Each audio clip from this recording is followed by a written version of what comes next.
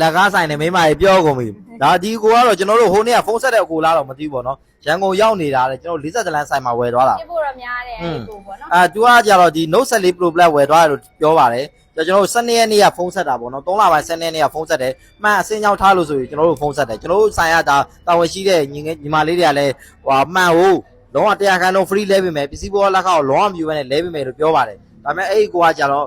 ဒီဖုန်းကိုငါမကင်ရင်းတော့နေလို့မှန်လဲပေးရကိုလည်းမလိုချင်ဘူးနော်နောက်တစ်လုံးအစ်စ်လဲပေးဆိုပြီးပြောပါတယ်ဗျာဒါကျွန်တော်တို့ကြတော့လေအားလုံးသိပြီးသားဖြစ်တဲ့အတိုင်းပဲဖုန်းဝယ်သွားပြီးတော့6လအတွင်းမှာမှန်အမခံပါလို့ရှိရင်မှန်တကယ် free လဲပေးရဒီဟာလည်းဘယ်မှမရနိုင်တဲ့ခွင့်ရေးပေါ့နော်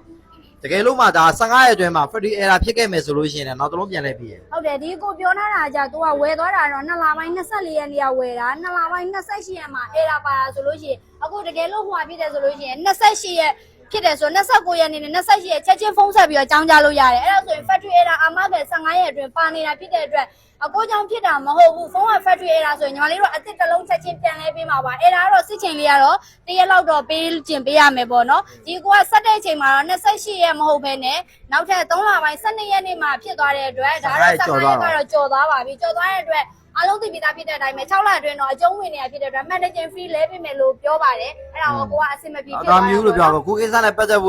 လို့လည်းဒါအကုန်လုံးတာဝန်ယူရဖြည့်ရှင်းပေးပါမယ်ပေါ့နော်ကျွန်တော်တို့ဒါမှတ်ဟုတ်နော်ဒီ14 program မှန်နေဆိုလို့ရှိရင်3သိန်းကျော်4သိန်းဝန်းကျင်မှာရှိရလုံးဝတပြားတစ်ချက်မှပေးစရာမလိုပဲနဲ့ကျွန်တော်မှန်ပြန်လဲပေးမယ်နော်လုံးဝ original မှန်လည်းလဲပေးမယ်ပေါ့နော်တကယ်လို့အဆင်မပြေလို့ရှိရင်လည်းဒါတခြားလူတွေရောအကုန်လုံးပေါ့နော်စာရဲတာဝန်ခံနေနဲ့မိတ်ဆက်ပေးမယ်ဗျာဒီမှာ84လက်စာရဲဒါ6လီတာကောင်းတော့မေဒီဂျန်မိုးနဲ့ဒါတော့အင်ဂျင်ခိုင်လို့လည်းဒါပြောလို့ရပါတယ်ဟုတ်ပါတယ်ညီမတို့နဲ့မတွေ့ဘူးဆိုလို့ရှိရင်လည်းလီဒါတွေကိုပြောပြီးတော့မှအတက်နိုင်ဆုံးအဆင်ပြေအောင်ပြုလုပ်ဆောင်ရပေးပါမယ်ဝယ်ယူအားပေးတဲ့ကိုလည်းကျေးဇူးအများကြီးတင်ပါတယ်ရှင်